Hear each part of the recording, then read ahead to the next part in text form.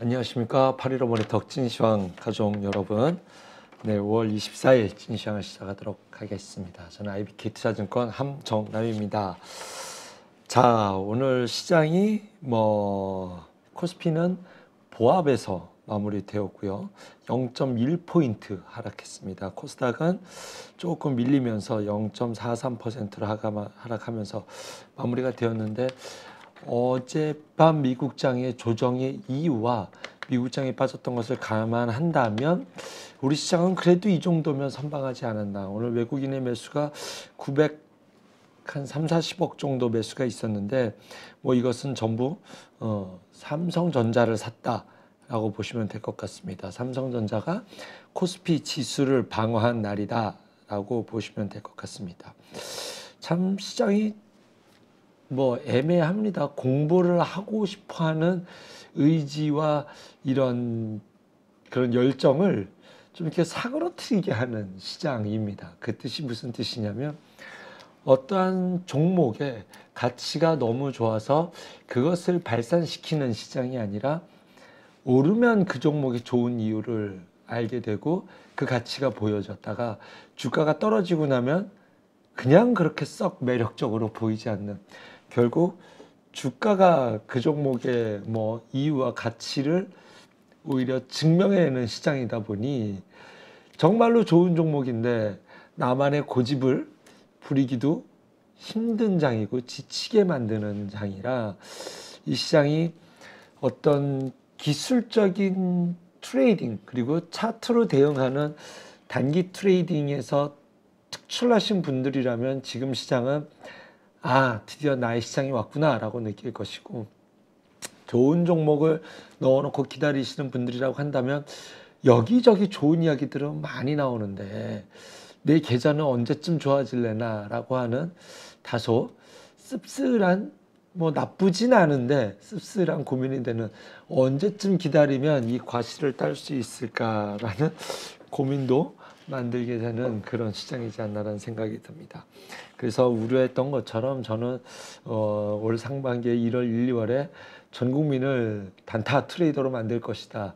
거기에 너무 현혹되어서는 또 너무 취해서는 안 된다라는 말씀을 누누이 반복적으로 드렸었는데, 지금은 이렇게 말하면 바보인 거죠. 지금은 트레이딩 즐기실 거는 즐기시되 시장의 좀 방향성은, 그리고 내가 끝까지 들고 갈 종목은 어떠한 상황이 될 때까지 나는 이 종목을 들고 갈 거야 라는 전략을 조금 세워둘 필요가 있는 지금 시장이지 않을까라는 생각이 듭니다.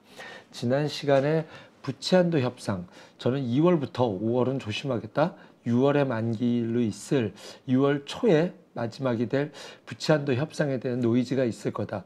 실제로 이것 때문에 장이 조정을 준 것 같지는 않았습니다. 지난 시간에 말씀드렸던 것은 부채한도 협상의 노이즈가 주식시장에 반영이 된다면 빅스 지수가 급등을 하게 될 테니 그것을 보면서 대응하시면 될 것 같다. 어제 빅스 지수가 오르기는 했지만 5월 초보다도 지금 낮은 수준에 있다는 것은 이 위기가, 디폴트 위기가 시장에 반영되고 있는 것은 전혀 아니다. 다만 정치적인 리스크로 이 협상이 조금 늘어져 가고 있구나 라는 상황이다라는 것을 결론을 먼저 말씀드리면서 부채 협상과 관련된 이야기부터 시작해 보도록 하겠습니다. 이것은 정치적 밀당을 하는 거지 않습니까? 공화당과 민주당이 우리가 원하는 카드, 그리고 우리가 주장하는 바를 관철시키기 위해서 양당이 언제나 이 협상을 앞두고서는 늘 첨예한 대립이 있어 왔습니다. 그래서 지난달까지만 해서도 상당히 높은 확률로 예상되는 시나리오 중에 하나가 뭐였냐면, 일부 금액, 당장 급한 일부 금액에 대해서만 합의를 한 이후에 올 11월까지도 미루어질 수도 있다라는 시나리오도 상당히 높은 수준의 확률로 등장했던 시나리오인데, 어쨌든 지금 시장은 디폴트는 없다라고 보고 있는 상황은 여전히 ING라고 보시면 될 것 같습니다.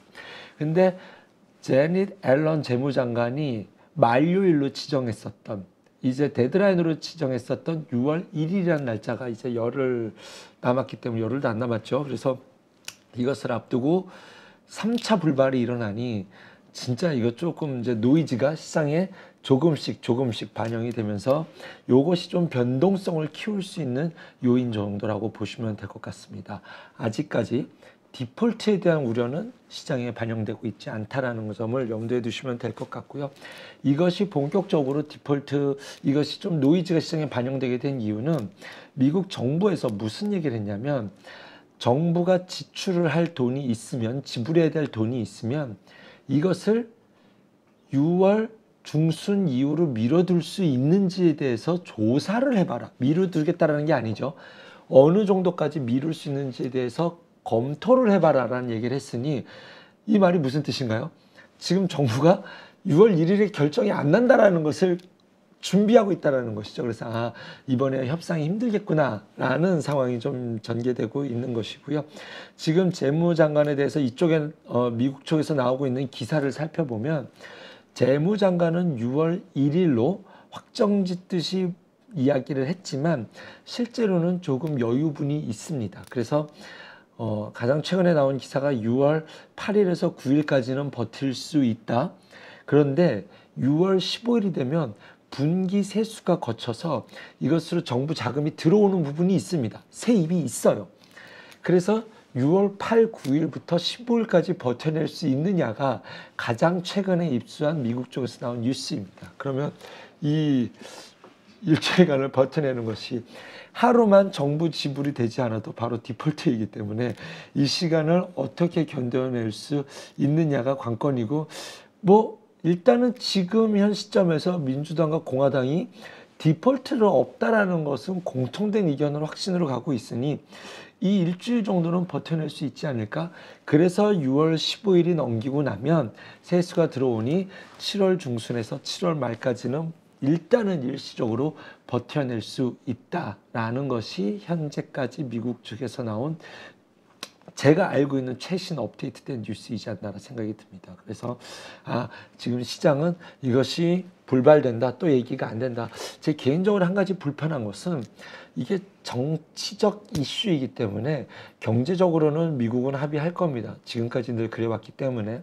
하지만 정치적 대립이라서 만나면 굉장히 치고받고 싸우는 듯한 강한 어조의 스탠스가 있어야 되는데, 지금은 양측이 얘기하는 것이 굉장히 생산적인 이야기가 있었다라는 뉘앙스의 말을 하는 것이 저는 오히려 좀 찝찝합니다. 이러다 누구 한 사람이 뒤통수 치는 거 아니야라는 불안감은 있는데, 어쨌든 지금 시장에서 그러한 디폴트의 우려가 반영되고 있는 것은 아니다.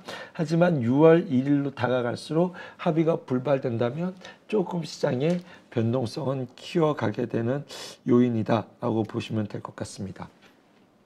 그렇게 돼서 시장이 조금 불편한데, 어저께 미국장은 최근에 단기 반등, 나스닥이 조금 올라가다가 이것을 빌미로 하나의 쉼표를 찍고 있는데, 우리 시장은 참으로 강한 모습을 보여주네요. 이 정도면 참 상대적인 강세의 모습이 나타나지 않나는 생각이 듭니다. 사실 제가 최근에 갖고 있는 제 고민이 있다면, 이 시장을 잘 모르겠다 라는 것이 제 고민입니다. 지금의 시장은 알아요. 지금의 시장은요, 낙폭 과대 있었던 섹터들의 순환매입니다. 1분기에 있었던 강했던 섹터들이 바닥에서 바닥 따지고 올라오고, 이것이 번갈아 가면서 일어나고 있어요. 한 3주 전이었나요? 인공지능과 로봇이 내내 오르다가 한번 하향 곡선을 타더니 제대로 된 반등조차 한번 주지 않고, 빠져나올 기회조차 한번 주지 않고, 대부분의 종목들이 30%에서 40%까지 다 하락을 했으니, 여기서 기술적 반등이라도 나오는 것이 맞다라는 것이 제가 3주 전쯤에 여기서 잠깐 코멘트를 드렸던 것이 기억이 납니다. 그 이후에 이제는 반도체가 이렇게 쉬었으니 반도체가 기술적 분석이 나오는 것이 맞다라고 그런 일이 일어났고요.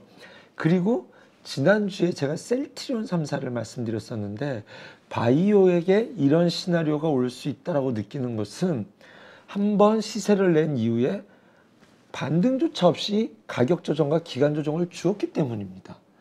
지금 일어나고 있는 일은 저는 2차 전지에 관련된 종목들, 리튬이라든가 2차 전지 장비, 여기는 종목군들이 굉장히 많잖아요. 이 종목들이 지금 자연스러운 반등이 나와야 되는 위치에 있지 않나라는 생각이 듭니다. 즉 이 말뜻은 뭔가요? 시황을 대단히 아는 것이 큰 의미가 없다라는 뜻입니다. 그냥 많이 빠진 종목들, 1분기에 강했던 종목들 중에서 많이 빠졌던 종목들이 기술적 반등이 나올 것 같은 자리 나온다라고 하면 눈치 게임으로 단타 세력들이 한번 훅 몰려 들어갔다가 한번 반등을 주고 이 정도 먹었으면 나오지, 내일의 섹터로 찾아가는 이런 시장이 지금 일어나고 있다 보니 어떤 종목과 섹터에 대해서 어떤 확신과 신뢰를 갖고 말씀드리기가 어렵다라는 점.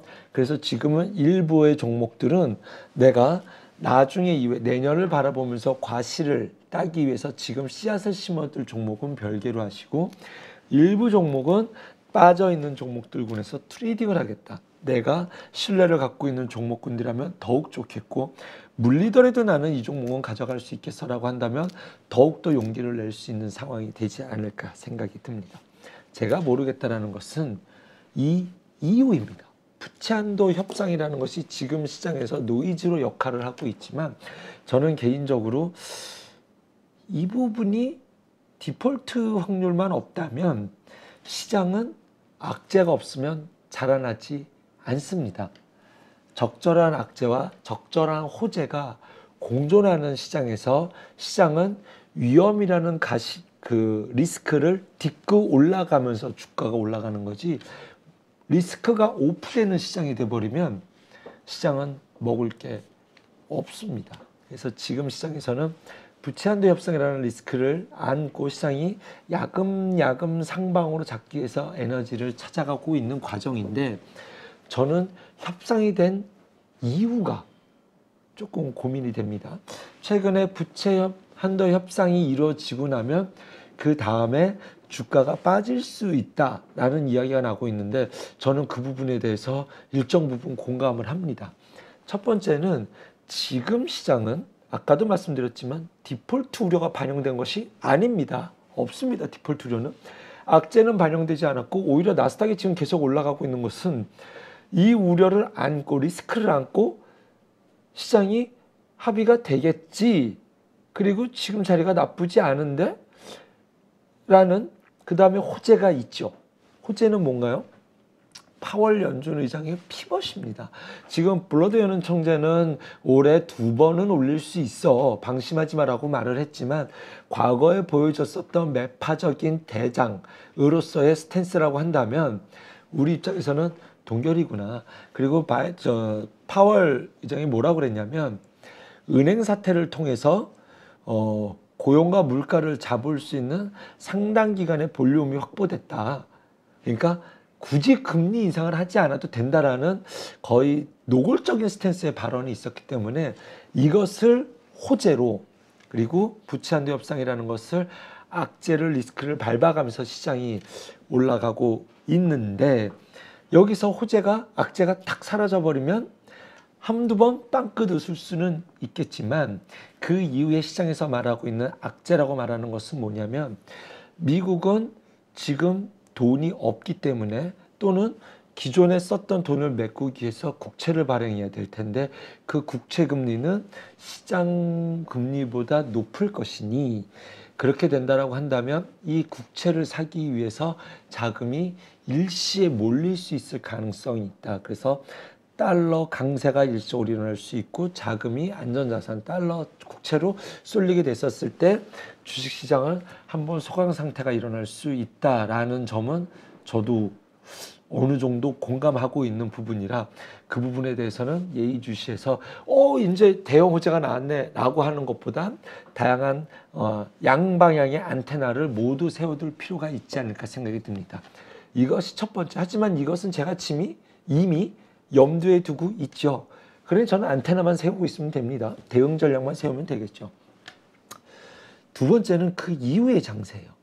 지금 장세는 번갈아 가면서 일어나는 키맞추기 장세라고 말씀드렸지 않습니까?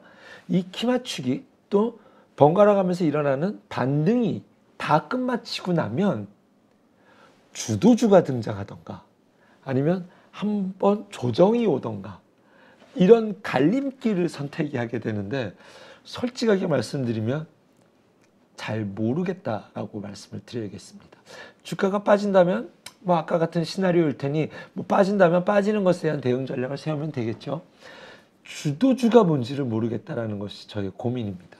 일단은 조금 압축해서 말씀드리면 지금 현장에서 상황에서 은근히 자기를 지켜낸 것은 자동차였고 자동차는 지수와 무관하게 실적이 좋다라는 것을 빌미로 지수를 끌고 가지 못하니까 즉 주도주는 아닌 이 안에서 외국인이 포트를 잡을 때 이 정도 실적이라면 우선적으로 포트 비중을 채울 수 있다라고 볼 수 있는 것이 자동차였기 때문에 지금까지는 패시브적인 자금의 성격이 유입됐다라고 저는 판단하고 있습니다.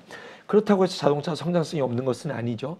요것을 제외한 삼각편대가 이 수급의 삼각편대가 반도체, 2차전지, 바이오였거든요.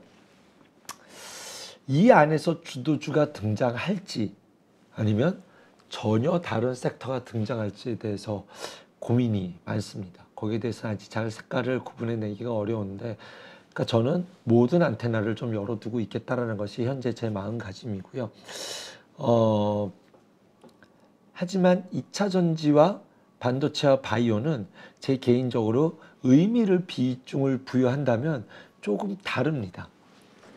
2차 전지는 한번 대시세를 폭발한 이후에 지금 조정을 주고 워낙 상승폭이 컸기 때문에 다음에 다시 여기서 대장이 되기 위해선 적어도 좀 시간이 필요하지 않을까라는 생각을 조심스럽게 하고 있고 최근에 하락폭이 컸던 것을 보면 다시 상승할 때 매도의 욕구도 커질 것이라서 이 수급의 양방향의 싸움이 어느 정도 진정되는 기간이 필요할 텐데 그러면 시간이 좀 걸리지 않을까 생각이 되고 반도체는 얘기가 다르죠.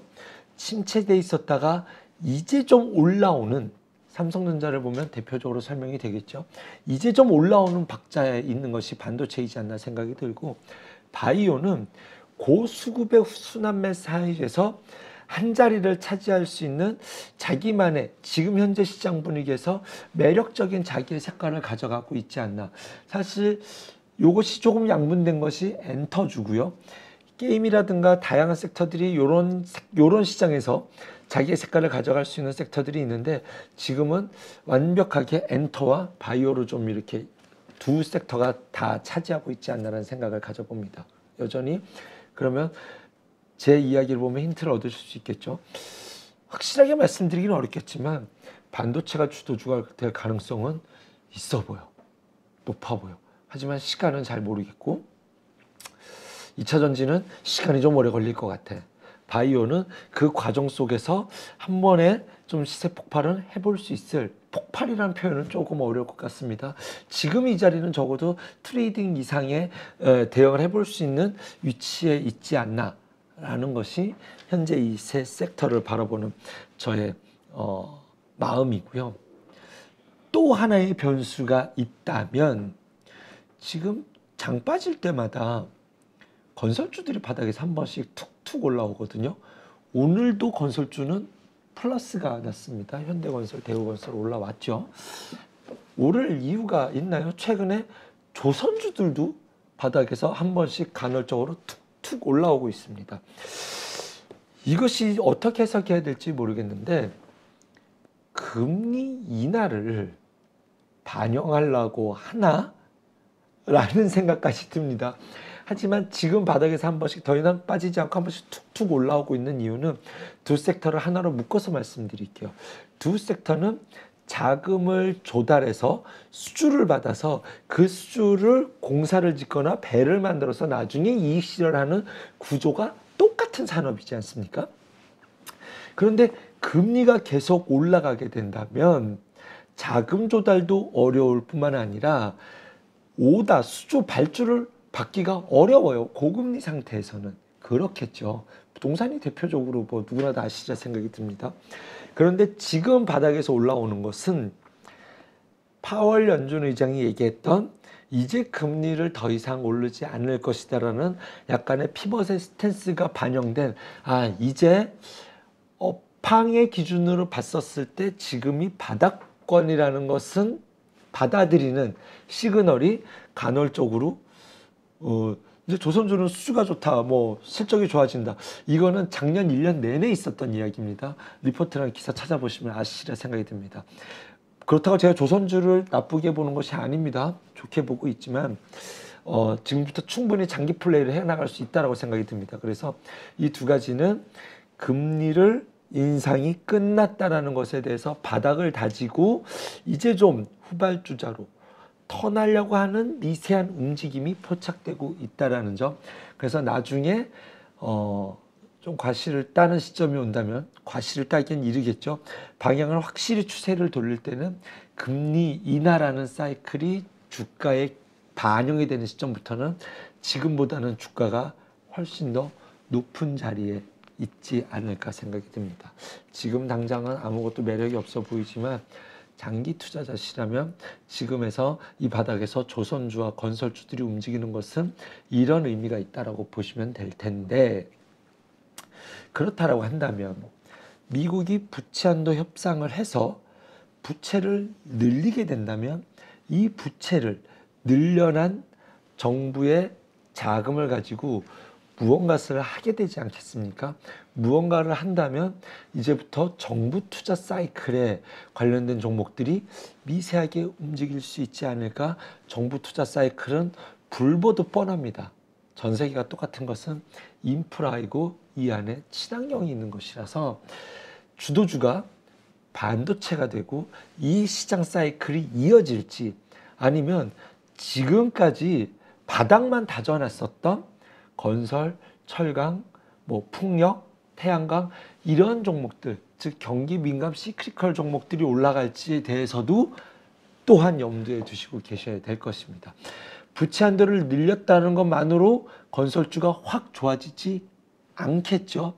하지만 바닥을 다지고 고개를 들기 시작할 것이고, 나중에 경기 침체라는 것을 명분으로 금리 인하를 하게 될 때 이쪽은 조금 다른 레벨을 향한 도약을 할 수 있지 않을까라는 시나리오 가능성도 열어두시고, 지금은 모든 가능성을 열어두시고 시장을 바라보셔야 됩니다. 지금 웬만한 섹터, 웬만한 종목들을 시장을 좋게 놓고 바라보잖아요. 나쁜 종목이 없어요. 시장에 좋은 시나리오를 빗대서 보면 지금 증시에 있는 종목들의 95%는 좋은 시나리오를 다 써내려갈 수 있습니다.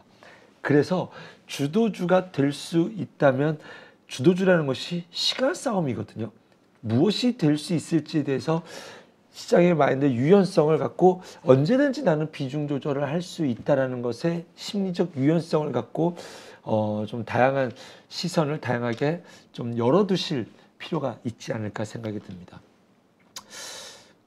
제가 지금 방금 말씀드렸을 때 좋게 보면 다 좋다라고 했잖아요. 이런 일이 언제 있었는 줄 아세요? 코로나 직후입니다. 코로나 직후에 물론 2차 전지가 가장 좋았고 대장격의 역할을 했지만 그 이후에 조선주도 좋았고 건설주도 좋았고 자동차도 좋았고 반도체도 좋았고, 대부분 섹터가 인플레이션을, 돈을 찍어내서 인플레이션에 대한 수혜로 자산시장에 버블이 올 거야 라는 것으로 부동산도 올라갔을 뿐만 아니라 거의 전 섹터가 다 상승했거든요. 이런 일이 일어날 가능성도 염두에 두고 있어요. 이런 일이 일어날 거다라고 말씀을 못 드리겠지만 지금 시장 분위기가 그래요. 자동차도 매도하기는 좀 뭐하고, 반도체 괜찮잖아요. 반도체 최대 호재는 중국을 잡았다는 겁니다. 미국이. 중국이 더 이상 우리나라가 무언가를 하려고 했었을 때 대부분 막혔던 것은, 덜미를 잡혔던 것은 중국이었거든요.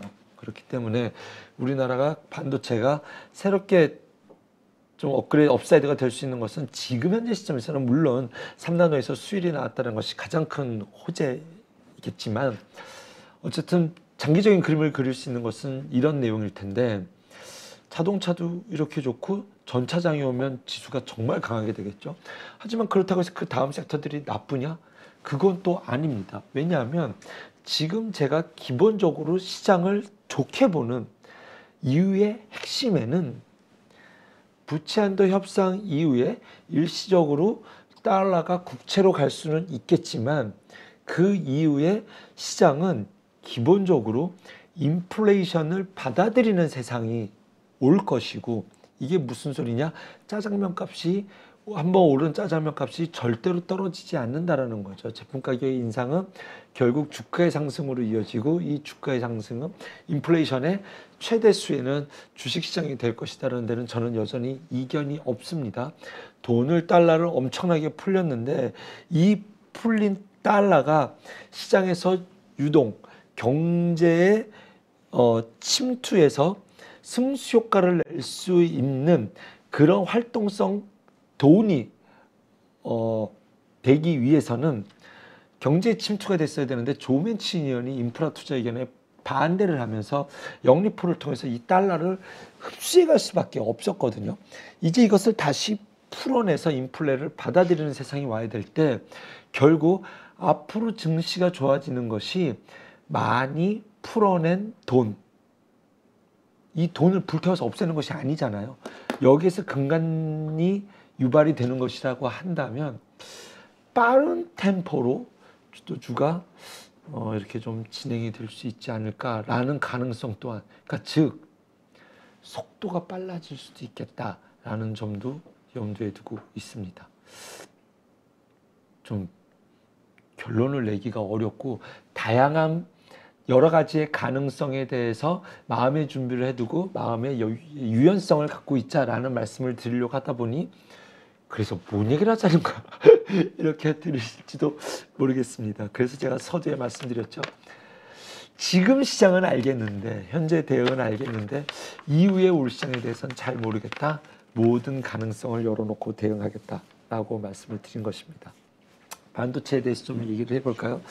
반도체 삼성전자가 마이크론이, 중국이 마이크론을 배제했습니다. 이거 좀 생각보다 빨랐다라는 느낌이 듭니다. 중국의 반도체 재고가 어느 정도 확보되어 있는지 모르겠지만 지금 여기서 마이크론을 배제한다면 중국이 버텨낼 수 있을까라는 의문과 1차적으로 삼성전자에게는 수혜입니다. 당연하겠죠. 이제 일본도 없고 미국도 없고 이제 한국만 남아있는 시장이다 보니 1차적으로 삼성전자의 수혜죠. 하지만 한편으로 불편하죠. 미국이 이제 그 공백을 한국이 채우지 않았으면 좋겠다. 채우지 않게 된다면 중국은 또 하나 액션을 취할 것이고, 오늘 액션을 취한 것이 네이버 통제한 것이 그거지 않나라는 생각이 듭니다. 뭐 어쨌든 이 호황제를 감안한다 하더라도 일단은 우리가 반도체가 중국 시장에서 비중을 줄여나가고 있고 실질적으로 중국향 매출이 계속적으로 줄어들고 있다는 것은 실적을 통해서 증명이 되고 있는데, 주가는 더 이상 빠지지 않는다는 것은 시장에서는 중국 시장을 어느 정도 철수할 수 있는, 점점점 악화될 수밖에 없는 것에서는 이미 알고 있다라는 점이라고 본다라고 한다면, 다음 주자, 솔직히 우리에서 삼성전자가 실질적으로 수율이 좋게 나와서 TSMC를 역전하려면 시간이 상대적으로 많이 어느 정도 걸릴 거라 생각이 들지만, 그거에 앞서서 미국 시장에서는 마이크론이 실질적인 투자를 하고 있고 정부가 밀어주고 있으니, 우리나라 2차 전지처럼 정부와 기업이 함께 투자해서 본격적인 성장 랠리를 보여줄 수 있는 것이 마이크론이 되지 않을까라는 생각이 듭니다. 그래서 지금 현재 삼성전자는 TSMC보다 마이크론과 더 주가 동조 현상이 높기 때문에, 적어도 마이크론이 주가가 좋을 때 주가가 좋을 것으로 기대가 되어지고 있고, 그렇다라고 한다면 삼성전자의 지금 주가는 조금 더 신뢰성을 가져갈 수 있지 않을까라는 생각이 듭니다. 그렇기 때문에 지금 이제는 소부장은 어떻게 해야 되느냐라고 고민이 되실 텐데 트레이딩을 하시면서 일부의 나의 종목은 뚝심 있게 비중은 꼭 재워두셔야 되지 않을까라는 생각이 듭니다. 첫 번째 제가 말씀드렸던 것은 TSMC를 진짜 이기게 된다면 파운드리 수주가 본격화되겠죠. 지금은 퀄컴도 TSMC 줬다가 삼성 줬다가 TCS 줬다가 막 이렇지 않습니까? 펜리스 업체들이 수주를 낼 때 TSMC에다 주잖아요. 지금 거의 다 이쪽이 가져가고 있습니다. 삼성전자는 아직이에요. 그런데 미국 입장에서는 대부분 이 팹리스 이 설계에서 파운드리 수주를 TSMC에 주는데 독점이다 보니 삼성전자를 키워줘야 이제 가격 경쟁력이 세워서 조금 더 싼 값에 이 설계를 생산을 맡길 수 있게 되지 않겠습니까? 그래서 삼성전자가 커가는 것에 대해서는 미국도 매우 우호적인 상황이라 생각이 듭니다. 그렇게 됐었을 때 내가 지금 갖고 있는 종목이 시스템 반도체와 관련된 종목이라고 한다면 지금 여기서 나중에 미국의 설계업체들의 수주를 받을 때까지 나는 들고 갈 거야 라는 뚝심 있는 전략을 세우셔야 되지 않을까라는 생각이 들고, 또 하나 있죠. 지금 삼성전자가 좋은 이유 중에 하나는 감산 때문입니다. 감산이라서 이제는 디램 가격이 지금 이 가격이 바닥이라고 한다면 이것이 왜 좋냐? 가격만 안 떨어지면 뭐래 수주가 나와야지. 디램 가격이 떨어지지 않는다라는 확신을 통해서 수주가 나오게 됩니다. 자, 어떻게 이게 무슨 소리냐면 반도체 가격이 계속 하락하잖아요. 그러면 반도체를 사야 되는 회사 입장에서는 반도체 가격이 더 떨어질 것 같으니 사지 않아요. 계속 둡니다. 예를 들어서 서버 투자하는 입장에서 한다면 반도체 가격이 계속 떨어질 것 같으니 지금 투자하지 않아요. 그런데 반도체 가격이 바닥을 찍었다라고 한다면 지금 이 반도체를 사야 되는 입장에서는 더 오를 것 같으니 지금 사야 됩니다. 사둬야 됩니다. 그래서 메모리 반도체는 사이클을 타는 거예요.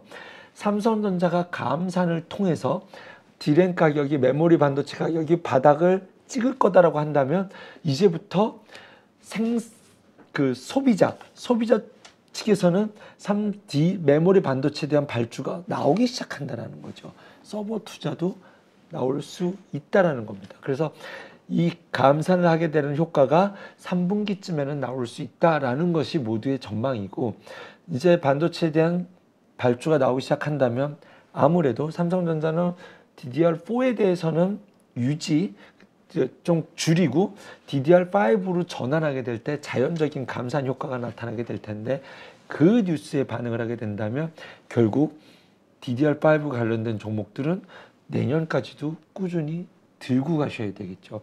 여기서 트레이딩 한번 하면서 이런 것이 아니라 지금 현재 올해 연말 되면 DDR5의 비중이 지금 현재 15%에서 18% 정도로 현재 보고 있는데 올 연말에 20%가 넘어갈 것이다. 내년 말이 되면 50%가 넘어갈 것이다 라고 대부분 다 이견 없이 전망하고 있습니다. 그렇게 된다면 생산의 주력이 절반 이상이 DDR5라는 뜻이거든요. 그러면 지금 여기에 변동성에 흔들리시면 안 된다라고 생각을 하고 있습니다.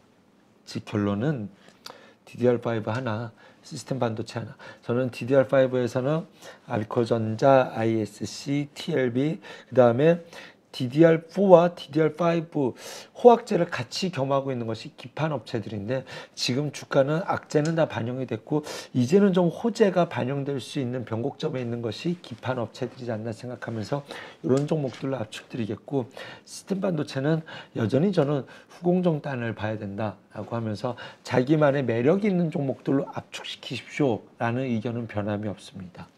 한미반도체, PSK라든가 HPSP, 하나마이크론 이런 종목들로 여전히 저는 압축해서 보고 있다. 후공정단에서의 매력을 찾으면 갈 수 있지 않을까. 즉 이런 종목들은 트레이딩도 열심히 일부는 하시되 좀 뚝심 있게 끝까지 들고 가볼 만한 종목이 되지 않을까 생각해 봅니다. 즉 단타 치다가 물량 다 뺏길까 봐 그것이 걱정돼서 이런 말씀을 드렸고요. 요즘에는 이런 얘기를 좀 대놓고 하시더라고요. 중국이 대만 침공해서 TSMC를 먹어가면 뭐 호재다. 그 얘기는 나중에 최고의 변수지 이것 때문에 삼성전자를 사시면 안 됩니다. 그런데 제가 생각하는 건 오히려 중국이 대만을 침공하는 시나리오보단 내년 총선인가요? 대만이 그때 정권이 교체되면 친중 정권으로 바뀔 가능성이 오히려 더 큰 리스크가 되지 않을까라는 생각이 듭니다. 그래서 친중 정권이 돼서 TSMC가 중국계 기업이 된다라고 한다면 삼성전자에겐 최대 수혜가 되지 않을까 생각이 듭니다. 자, 이제는 좀 종목 이야기를 해볼까요? 오늘 시총 상위 종목 중에서 LG 에너지 솔루션이 주가가 좀 좋은 모습을 보였습니다. 2차 전지라고 했었을 때 양극재, 음극재만 굉장히 큰 폭의 상승이 있었죠. 셀 업체들이 너무 못 갔다라는 생각이 듭니다. 그래서 다음 주자가 셀 업체가 온다면, 여기에 파동이 온다면 여기서 한번 큰 시세를 분출하고 2차 전지는 대단원의 일단락을 만들지 않을까라는 이야기를 제가 이 시간에도 한번 드렸었는데, 아니야. 내 덩치는 지금 시장에서 지금, 왜냐하면 셀업체가 움직이면 지수가 가게 되거든요. 그런데 지금 LG에너지솔루션의 움직임은 상당히 의미가 있어 보입니다. 지수가 좋기 때문에 시총 상위 종목들이 여기에서 LG엔솔이 이렇게 왔는지, 아니면 진짜로 2차 전지 뭐 펀드나 ETF도 많이 있지 않습니까? 그동안 이쪽에서 주춤했던 것이 수금이 이제는 진정한 2차 전지의 대장이라 할 수 있는 셀업체들이 움직이는 건지 아직은 모르겠지만, 어쨌든 이러한 것들이 복합적으로 작용하면서 LG에너지솔루션이 시장 대비해서 강한 흐름을 좀 보여주었다라는 점이 좀 독특한 의미 있는 오늘의 눈에 띄는 종목이지 않았나라는 생각이 들고, 한편으로 아쉬운 종목이 있다라고 한다면 네이버입니다. 바닥권에서 딱 올라올 때 네이버가 이번엔 괜찮다라고 느낀 것은, 과거에는 늘 카카오와 똑같이 주가가 움직임을 가져갔었고 오히려 탄력성은 카카오가 높게 나탔었는데, 지금은 카카오와 구별된, 즉 네이버만이 갖고 있는, 카카오는 자기가 갖고 있는 기업들이 다 상장이 되어 있죠. 네이버는 그 숨은 밸류에이션들이 상장이 되지 않았기 때문에 그거에 대해서는 별도의 밸류에이션을 따로 구분지어 갖고 있구나 라고, 이번에 네이버는 좀 따로 별개로 볼 수 있지 않을까라고 생각을 했었는데, 메타가 유럽에서 악재가 등장하고 이번에 중국에서 뜬금없는 악재가 나오면서 조정을 주는 조정파를 세게 좀 맞는 모습이 나왔습니다. 요 파고를 지나간다면 네이버는 좀 여전히 좀 긍정적으로 보고 싶은데, 중국발 악재는 조금 커 보입니다. 그리고 이 순환매가 유지되는 관점 속에서 다른 종목들도 다 기회가 있을 종목들이, 여전히 매력적인 종목들이 많기 때문에 네이버의 이 뉴스에 대한 얻어맞음은, 좀 하락은 조금 아파 보인다라고 좀 생각이 듭니다. 그다음에 뭐 2차 전지에 대해서는 뭐 아까 말씀드렸지만 워낙 딱 폭이 커 보이는 종목들이 너무나 많습니다. 뭐 어떤 종목을 예를 들어야 될까요? 지금 뭐 워낙 많아서 뭐 코스모 화학으로 말씀드려 보겠습니다. 이거 지금 95,000원 찍고 지금 45,000원, 46,000원까지 그냥 다이렉트로 빠졌거든요. 그냥 직하강이 있습니다. 직하강. 그러면 이게 데드캣 바운스가 왜 나오냐면, 어느 임계점에 가선 매도를 포기하는 영역이 등장하게 됩니다. 뭐 이렇게 단타를 치려고 들어갔다가 안 되네, 빠지고 해서 시장에 한 입 먹기 위해서 여기선 반등이 나와야겠지 하고 들어갔던 세력들이 아니네 하면서 또 팔고 하다가 어느 순간이 되면 매도를 포기하는, 그것을 차트로 선을 긋게 하면 매도 클라이막스라는 표현을 저는 가끔씩 쓰는데, 이런 것이 잘 뜨지 않아요. 매도 클라이막스를 이용한 매수 타점을 잡는 것이 시장에 잘 등장하지 않는데, 최근에 들어서 뭐 막 쏟아지기 시작했었습니다. 지금 코스모학도 그런 관점에서 충분히 좀 반등을 볼 수 있지 않을까 하는 생각이 들고, 이러한 종목들이 2차 전지와 관련돼서는 뭐 너무나 많은 종목들이 있기 때문에 뭐 TC 스틸이라든가 뭐 하여간 뭐 지금 뭐 종목을 딱 집어서 말씀드리는 것이 의미가 없다라고 생각이 됩니다. 2차 전지 관련돼서 리튬 관련지라든가 장비주라든가 그다음에 뭐 거기에 함께 엮어갈 수 있는 양극재, 연극재 소재주들이 일방적으로 떨어지기만 했던 종목들이 있다라고 한다면 이 안에서 충분히 트레이딩을 할 수 있는 영역으로 진입했다라고 생각이 듭니다. 그래서 지금 이 안에서 종목군을 확 열어두시고 눈치 게임을 할 수 있다. 그 이상의 의미를 부여하기에는 아까 말씀드렸죠. 아직은 모르겠다. 어떠한 종목이 대장이 될 수 있을지 모든 가능성을 열어놓고 보자. 일부 트레이딩을 한다면 저는 여전히 바이오는 긍정적이라는 생각이 듭니다. 그런데 바이오도 트레이딩 영역에 있다 보니 단타 변동성이 너무 커요. 너무 큽니다. 그래서 그렇긴 하지만 여전히 수급에 이걸 했었을 때 셀트리온이 지금 아주 예쁜 모양으로 셀트리온 3사가 지켜내고 있지 않나는 생각이 들고, 바이오는 지금 정부가 6대 사업 성장 정책 뭐 정부 지원 과제 뭐 이런 걸 했었을 때 뭐 반도체, 뭐 2차 전지 이런 거 다 얘기를 했는데 아직 발표하지 않은 것이 로봇과 바이오고, 지금 추경호 기재부도 얘기했죠. 바이오에 대해서 이제 준비하고 있다라는 이야기가 있었고, 아스코도 있고 그 다음에 미국 뭐 학회도 있기 때문에 추가적으로 나올 뉴스 또한 기대되는 뉴스들도 많이 있기 때문에 바이오 섹터는 트레이딩 관점에서 여전히 유효하다라는 점을 말씀드리도록 하겠습니다. 주도주 없이 시장이 순환매를 유지하고 있다 보니 좀 두서없이 말씀을 드릴 수밖에 없고, 아직 주도주가 뭔지 모르고 좋게 보면 다 좋다 보니 한 업종에 대해서 깊이 있는 공부를 할 수 있는 말씀 또한 이 자리에 드리지 못함을 여러분께 양해를 구합니다.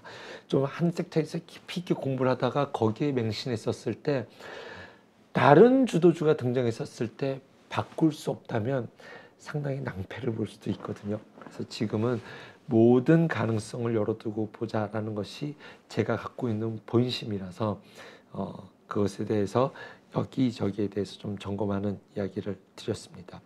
만약에 부채한도 협상이 일부 어떤 여유를 갖고 7월 말까지 유지된다라고 한다면 7월 말까지 기한을 늦추게 된다라고 한다면 저는 그 시나리오를 가장 좋게 보고 있어요. 그러면 아직 부채한도 협상에 대한 커다란 악재, 합의가 된 건 아니잖아요. 일단 지금의 숨통만 연명을 한 거지 않습니까? 그렇게 된다라고 한다면 지금 이 트레이딩 할 수 있는 순환 매장이 그때까지 이어질 가능성도 있다라고 봅니다. 지금 당장 악재는 없고 연준은 파월 의장은 피벗을 보였고 시장에 뚜렷한 악재는 안 보이는데, 그러면 지금 이 순환매 할 수 있는 장이 그때까지는 이어지지 않을까. 제 개인적으로 가장 큰 바람은 그것입니다.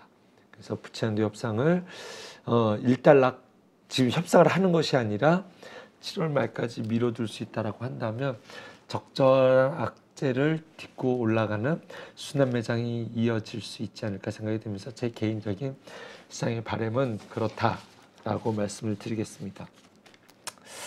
어렸을 때 저는 국민학교 시절이었죠. 자연 시간에 가면 이렇게 씨앗을 흙에다 심고 그것을 이렇게 촬영을 해서 보여주는 교보제 자료들, 사진 자료들이 있었고 영상 자료들을 보면 너무나 저는 신기했습니다. 생명이라는 게 이렇게 신기하구나. 그 단단한 껍질을 깨고 나와서 그 견고하게 누르고 있는 흙을 뚫고 나와서 위로는 줄기를, 밑으로는 뿌리를 뻗고 나가는 것이 정말 저는 굉장히 신기하고 지금도 저는 놀랍다라고 생각이 들거든요. 그리고 모진 비바람과 풍파를 버텨내고 나면 꽃이 피고 열매를 맺게 되지 않습니까? 지금 우리 증시가 땅 속에서 발안을 했어요. 저는 발안을 했다라고 봅니다. 증시가. 그런데 땅 위에서 안 보여요. 그리고 흙 밑에서 올라오려면 이렇게 좀 모진 풍파와 바람도 있어야겠죠. 두려움과 기대감이 상존해야겠죠. 그리고 돌파하고 난다면 그냥 악재 없이 후루룩 올라간다면 오래 가지 못합니다. 악재 없이 후루룩 올라간다면 그건 콩나물이죠. 일주일 키우고 그냥 반찬이 돼버릴 뿐입니다. 하지만 모진 비바람을 버텨낸 자생목으로 커간다면 그 꽃의 과실은 그거보다 더 크겠죠.